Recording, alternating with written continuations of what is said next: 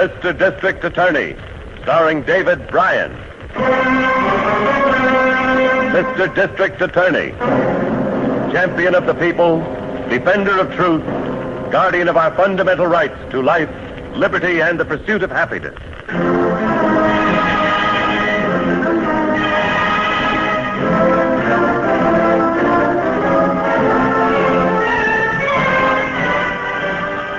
And it shall be my duty as district attorney not only to prosecute to the limit of the law all persons accused of crimes perpetrated within this county, but to defend with equal vigor the rights and privileges of all its citizens.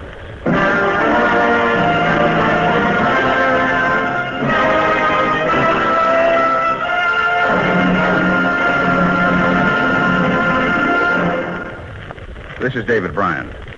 In a moment, we'll bring you another case from the files of Mr. District Attorney. But first, a word from our sponsor.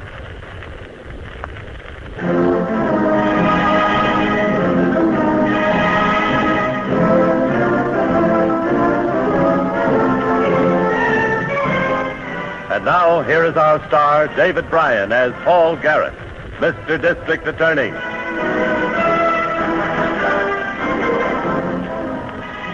Crime is not a respecter of time or of places. A district attorney knows that it may strike at high noon on the streets of the city or at midnight in the country. This one started on a lonely stretch of highway between two small towns on the outskirts of the county. Hey! Hey, stop!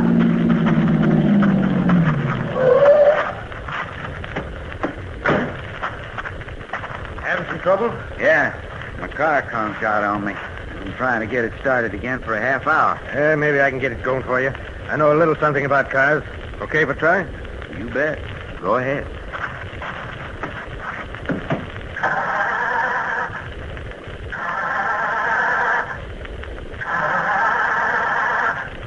Well, it looks like she ain't about to start, friend. You must be out of gas. Gage says she's half full. Yeah, gauge must be busted then. Choking her like I did should have flooded the carburetor. If gas was feeding through, we'll get the smell of it. We had better check the tank.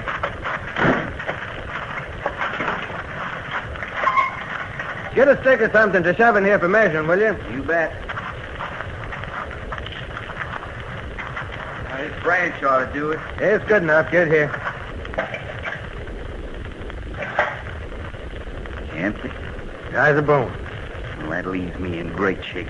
I got a siphon hose in my trunk. I'm kind of low myself, but we can drain enough out of my tank to get you to Cedarville. It's only 4 miles. I live there. Is there an all-night station there? Oh, afraid not. Just a village. But I can put you up for the night if you don't mind barking in the jail. What do you mean, the jail? I'm the constable. Oh. Oh, well, don't worry. The jail's clean. Now, come on if we're going to get you started. Yeah, you bet. Hose is in here someplace if I can find it. Got a match on you? You bet. Ought to be here someplace. Guess I let a lot of junk pile up. Can't hold this match much longer. Let's light another one. That was the last one in the book. Well, come on. Have you got that hose or haven't you? No point in getting sore at me, mister. Hey, how come you didn't know the gas gauge in your car was busted? It must have just happened, I guess. Seems to me there's a sedan just like yours on my state bulletin, a hot car seat. That you got proof of ownership on you? I got proof all right in my pocket, pointed right square at your belly. Use your head, young fella. A stolen car's a bad charge, but it ain't nearly as bad as using a gun to resist arrest. You better hand that gun over and come with me. Why, you rube, you small town hick. You stinking rube. Come on. There's a car coming. On your feet. Come on, I said, on your feet into that brush. Now, if they stop, you're going to get it right through the middle. You'll get yours for this. Help! Help! A cross-country bus cop, go ahead and yell. Yell your heart out. Try to out-yell that motor. Now we can make a deal, cop. I ain't making any deals with you. Oh, yes, you are, and here it is. A bullet in exchange for your car. You're one cop nobody's going to worry about anymore.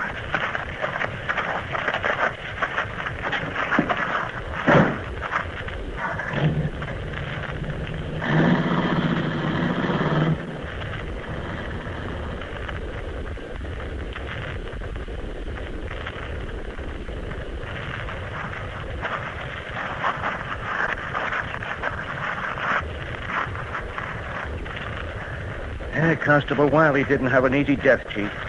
Look at that. I see him, Hank. He tried to call out to the road. Did he have a family? Yeah, he had an invalid wife, 2 daughters, 3 grandchildren. Well, when you've got a hot seat out on Wiley's car, we might get a break. I doubt it. He probably got where he wanted to go and ditched it during the night. The medical examiner figured Wiley's been dead since about 3 a.m. and was probably shot a couple of hours before that. Yeah. Killer had a good start, all right. Let's get back to the road. Chief, we've got one thing going for us. Prince of the man we're after might have been among the ones the lad crew lifted from the car he abandoned when he stole Wiley's. I know. They're checking them all through the record bureau in the city. I asked Miss Miller to bring out the report if they come across anything promising. If only we knew which way the killer took off. Best guess is that he was headed for the city. Now why? The car he abandoned was pointed that way. He wouldn't try to hide out in any of the smaller towns between here and there. It'd be too easy to trace. It looks like they let a car through our roadblock down there. Yeah. Well, that's a Central Division squad car.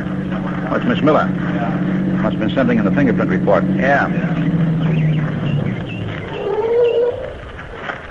Hi, Miss Miller. Hello, Harrington. Mr. Garrett, the lab thought you'd better have the fingerprint information right away. Well, what is it? One set of prints they lifted from the car has been positively identified through interstate records. They belong to Rex Lang. Rex Lang? Yes, sir. Morgan said the impressions were clear. There can't be any mistake.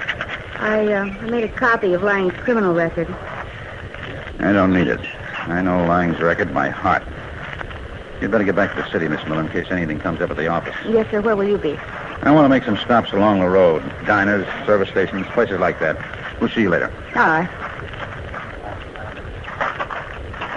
Rex Lang, born in Idaho? Yes, Pocatello, I think. He fancies himself as a ladies' man. Before he went to the reformatory? Pretty young, Chief.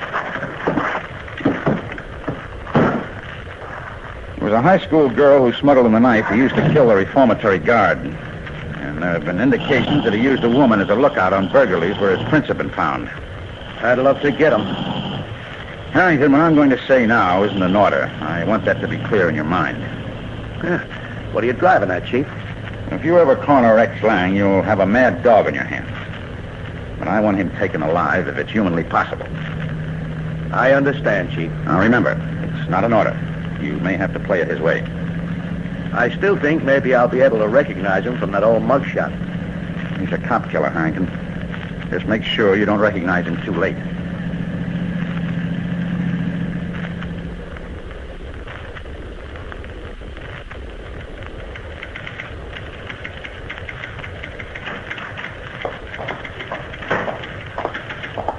Oh, Mr. Garrett, I've been trying to get you for 2 hours. Oh, I'm sorry. I told you we were checking places on the highway into town. I know. I just missed you at a service station and 2 diners. A Constable Wiley's car's been found. Oh, yeah? Where? An empty lot at the end of Jasper Avenue, Harrington. Lab crew's working it over now. How'd you make out? Nothing, I'm afraid. You better come into my office, Harrington. Oh, maybe the lab report now. District Attorney's office. Yes, Morgan, he just came in. I'll take it, Miss Miller. Hello, Morgan. Hello, Chief. Just finished checking Wiley's car. Got some more of Lang's fingerprints. Well, that pins it to him, all right. You find out how long the car's been there? Yeah. Guy in the house across from the lot was up walking his baby last night. The kid was teething. Said he heard the car, looked out of the window, saw a man leave it in the lot. You get a good enough look to give us a description? No. Did you know what time it was? He said 1:30 a.m. And that checks. With what? End of the subway line is only a block from where the car's ditched. I had one of the boys check, make a call to the night cashier. I figured if Lang left the neighborhood, he left by subway. No, good thinking. Did the night cashier see him? Yeah, at least he saw a guy. Came in just in time to get the 140. Only passenger at that station. Well, could the cashier give you a description? Not much. Brown suit and hat, that's all. Hat was pulled way down, he said. He sure was burned. Well, who? The cashier. Lang stole a magazine from him. A magazine? Yeah, thing called Magic Mirror. You know, the picture magazine. Well, how'd that happen? Well, this cashier cashier is some kind of screwball, I think. About a year ago, this magazine did a feature story on the subway system. The cashier's picture was in it. I guess he kept it around to show people whenever he got a chance. Yeah? So Lang was sitting on the platform waiting for the train. And he offered him the magazine to look at. He expected Lang to come across his picture and notice it, I guess. But then the bell rang for the train, and Lang galloped off with the magazine. The guy couldn't leave the cash booth and chase him, so Lang Look, got Morgan, away. excuse me, but that magazine may mean a lot. I'm hanging up. Talk to you later. Chief, what is it? A break, maybe. Miss Miller, I want you to get on the phone right away. Yes, sir. Call Magic Mirror Magazine. Get the editor, get the date and the description of a cover for an issue they put out last year with a feature story on the city subway system. Yes, sir. You come in here, Harrington. Coming? Take that phone, extension 3. Call the city sanitation department. Tell them to hold up all pickups of refuse from subway containers and subway entrance containers. Yeah, but why are you so... Just do it. I'm going to contact the Transit Commission. Get their inspectors out. Lang had a year-old copy of that magazine. If we're lucky, he might not have left it on the train. He might have carried it off and dropped it in a refuse container. And if we find out which container... We'll know where he left the train, and it'll give us a good idea of what part of the city he's hiding in. Get to it.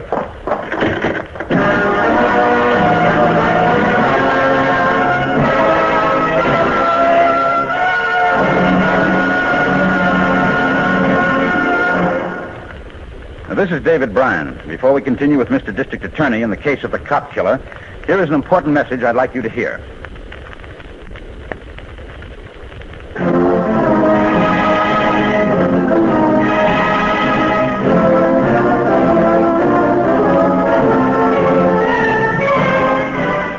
And now back to David Bryan, starring as Paul Garrett, Mr. District Attorney.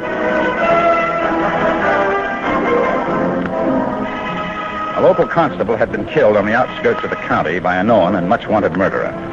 He had driven the constable's stolen car into the city, abandoned it, and taken a subway, inadvertently stealing an old copy of a magazine from the subway cashier.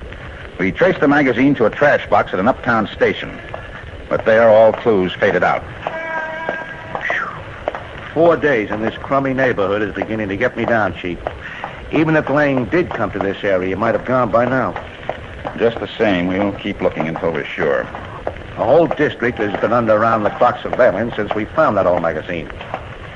Now, how about some breakfast? There's that Spanish place across the street, Lobo's.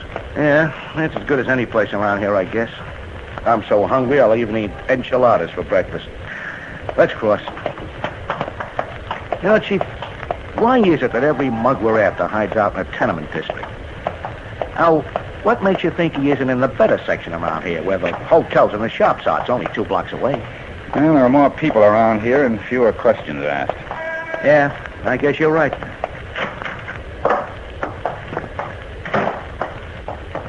Buenos dias, senor. Oh, hello. Oh, let's take a booth, huh? I'm tired of eating off counters.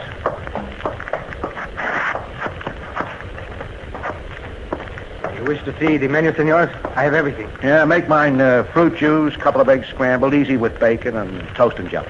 Oh, that sounds good to me. Double it. Buenos dias, senorita. I will be with you in 1 moment. You bet.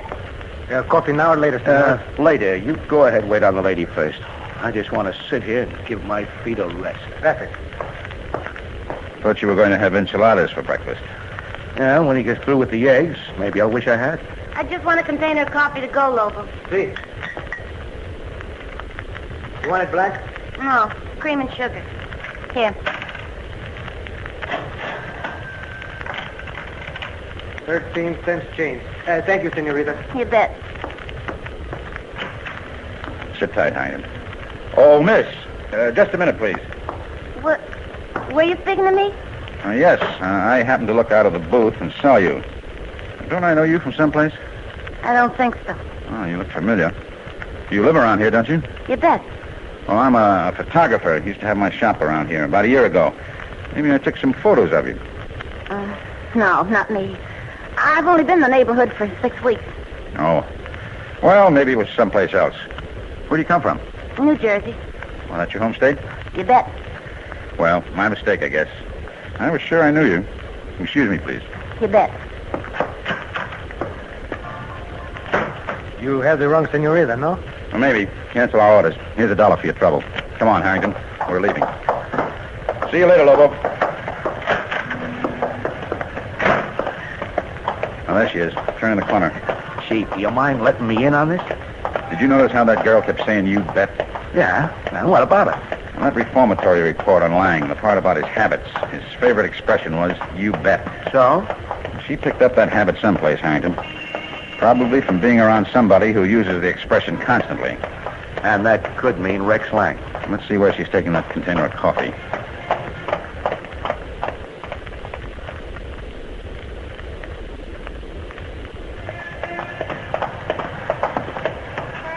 Well, there she goes, Chief.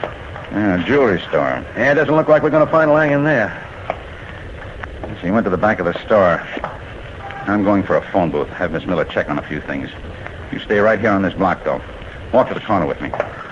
If she's Lang's girl, she wouldn't be working tight, Chief. I can think of a good reason she might be working in a jewelry store. You mean casing it? For Lang to knock over? Yeah, it's been done before. Yeah, that's pretty dangerous for her, Chief. I'm going to have Miss Miller check on Lang's methods in robberies. He's pulled them in the past. You see what you can find out along the street here. She's a very pretty girl, so it's a safe bet she's been noticed by other shopkeepers along here. Maybe one of them will know her name, where she lives. I'll tip our hand if I go around asking too many questions. Well, don't make them sound like official questions. Make them sound like you're just another man who's seen a pretty girl. Now get going. I'll call Miss Miller and wait till she calls me back. Meet you at the car in about an hour.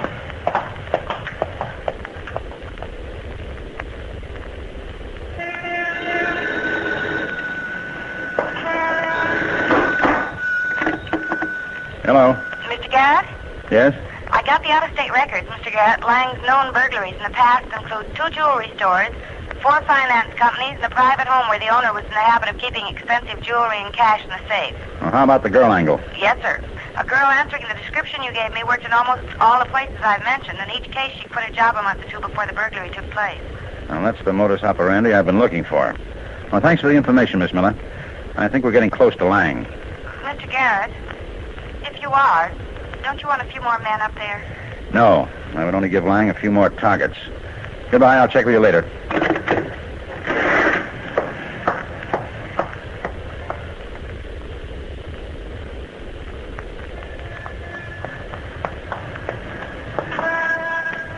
What time you got, Chief?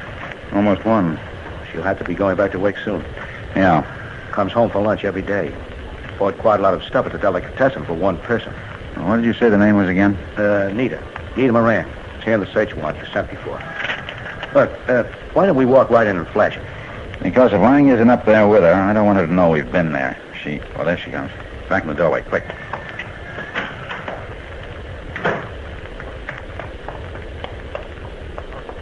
It's a good thing we ducked. She sure does look around when she comes out. Let's go up.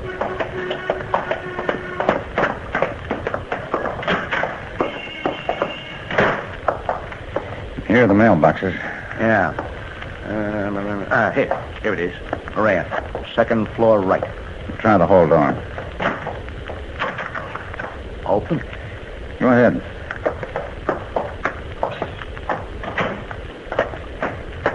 Better have your gun ready. I've got it. Right here in my pocket.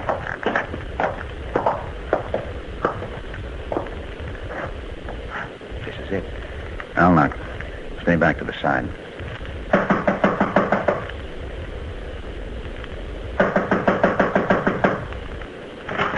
Who are you looking for? Oh, the lady in this next She apartment. ain't home. She works. Maybe her husband's home. She ain't got no husband. She's alone. You want me to tell her something for you? No, thanks. We're just selling magazine Didn't you see subscriptions. the sign downstairs says no peddlers? You better get out of here before the landlord catches you. Now it's magazine. Well, I had to tell her something, in case she mentions this to the Moran girl. Dumb me. Well, what now? Got a master key? Yeah. Well, let's get inside. Not so much noise. Well, I got a bill. There it is. Yeah, now we can have a look around. Well, we can see a girl lives here, all right. Yes, but there's no sign of a man. Closet. No men's clothing.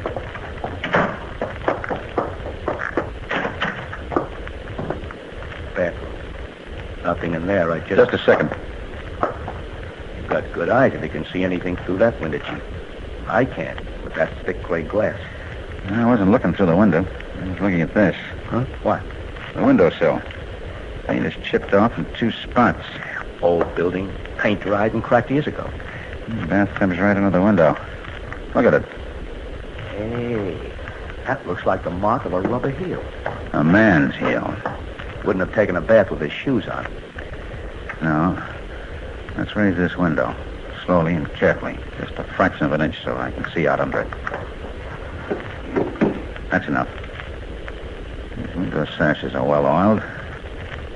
Can you see anything? Opens on an air shaft. Between this tenement and the next one. That window across the shaft would be 2nd floor left in the next building.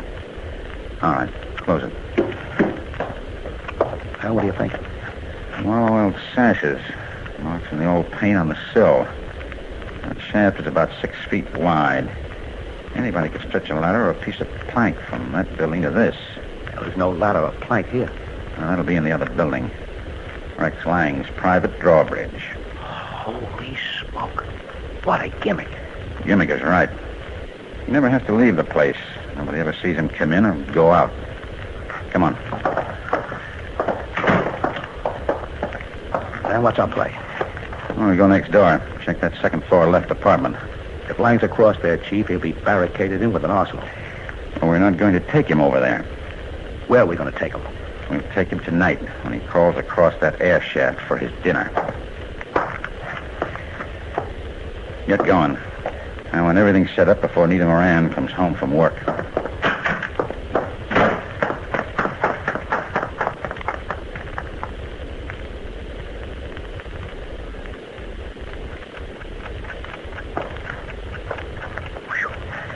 Hot in this closet. 5:15. She ought to be home. Morgan posted? Yep, in the basement. Window leads from it to the bottom of the air shaft. It's a good thing you thought of that building next door. Imagine, that 2nd floor left nailed up tight. You'd never suspect it was being used for a hall. Well, that's the way Lang wants it to look. The owner has a petty record. Must be helping Lang. For an extra high rental. You can pick him up later. Wait a minute. Shh, she's coming. Let's hope she has nothing to hang up in this whole closet. No, I can see a little. He's going into the bathroom. Come on. She won't see us now.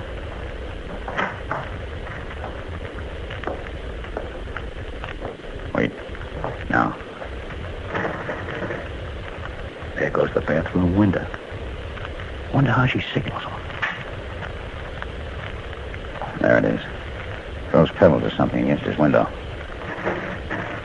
Hey, listen. That must be his window going up. Yeah. Get ready. Pushing something across. All right. I got it. Resting right. Mm-hmm. Come on. Now. Stay right out there, Lang. Right on your hands and knees. Keep quiet, miss. Don't try to crawl back. There's another man with a gun right under you. Did you ever get pocket, Harrigan? Push the ladder. Dumb him down in the shaft. Give it, old boy! Grab him, Morgan. I got him. My leg. Let me up. Hold the girl, Harrington. I'm going down.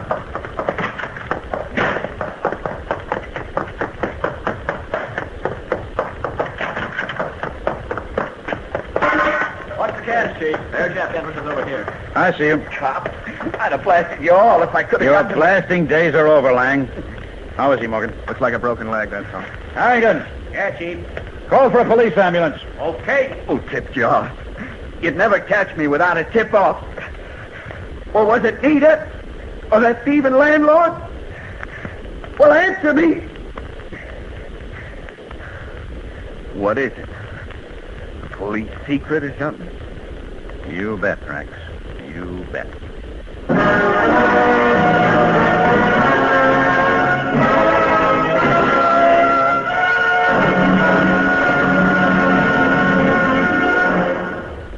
This is David Bryan again. I hope you've enjoyed this case from the file of Mr. District Attorney.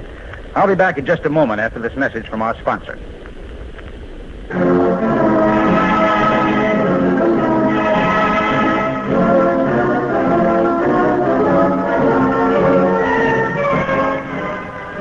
here's the star of Mr. District Attorney, David Bryan, with a word about the program you have just heard.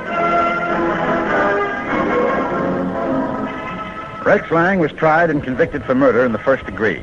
He was executed in the manner prescribed by law.